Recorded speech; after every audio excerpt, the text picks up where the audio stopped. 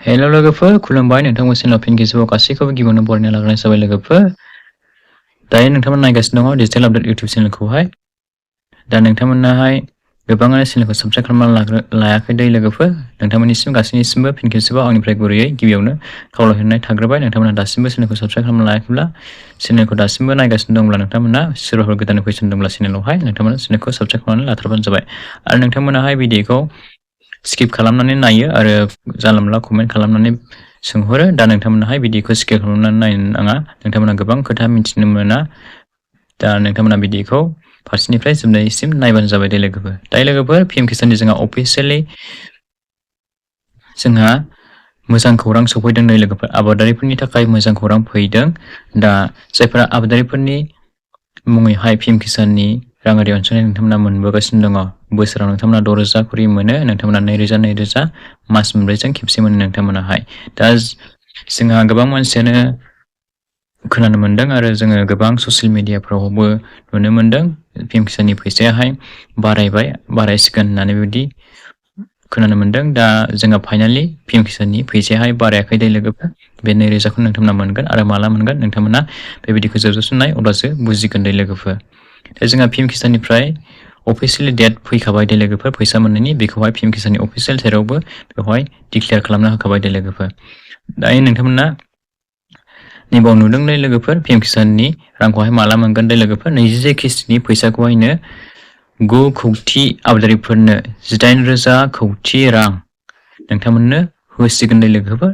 19 नभेम्बरावहाय दे लोगोफोर बे फैबाय थानाय 19 नभेम्बरावहाय दे लोगोफोर दिनै 14 नभेम्बर लोगोफोर नोंथांमोना सानबानि गेजेरावनो नोंथांमोना मोननो थांगासिनो दं दे लोगोफोर 19 नभेम्बरावहाय नोंथांमोना पिएम किसाननि फैसाखौहाय 2,000 मोनसिगोन दे लोगोफोर दा जोंहा बे अफिसियेलि एनाउन्समेन्ट जाखाबाय डेटआ जोंना फैखाबाय आरो माला सोगोन खयथायावहाय 11टा बाजियावहाय सोगोन दे लोगोफोर फैसाखौहाय 11 बाजियावहाय सोगोन नोंथांमोननो पिएम किसाननि 21 किस्तिनि राङारि अनसुंथाइखौ गासै आबादारिफोरा नोंथांमोना मोननो हागोन जायफोरा मोनथावना बिथांमोना मोननो हासिगोन दे लोगोफोर दा बेखौ मोननो थाखाय नोंथांमोनाहाय माखासे सोरनाबा केवाइसि नांफिनदों दे लोगोफोर नोंथांमोना जायफोरना केवाइसि नांदों नोंथांमोना केवाइसिखौहाय नोंथांमोना होनानै लाबानो जाबाय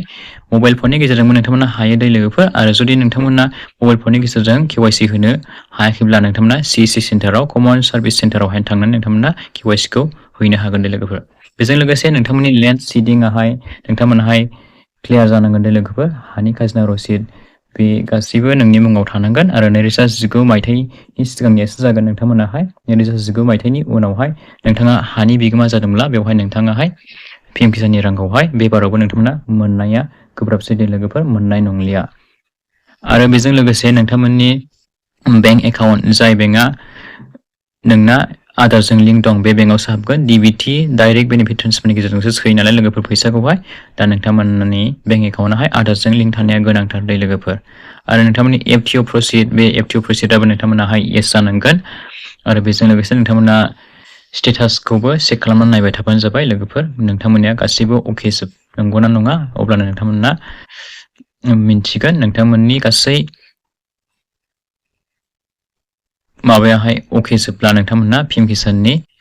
21 किस्तिनि फैसाखौहाय फैबाय थानाय 19 नभेम्बराव थारैनो नोंथांमोना मोनथारगोन दे लोगोफोर बेयो रोखा जाबाय दानिया लोगोफोर नोंथांमोना मिन्थिनो मोनबाय पिएम किसाननि 21 किस्तिनि फैसाखौहाय नोंथांमोना माला मोनगोन नोंथांमोना बे भिडिअनि गेजेरजों मिन्थिनो मोनबाय लोगोफोरनो नोंथांमोना बे भिडिअखौ हाजासे शेयार खालामना होलायदो जाहाथे बयबो मिन्थियो आरो बेजों लोगोसे नोंथांमोना चेनेलखौबो साबस्क्राइब खालामनानै गालांबानो जाबाय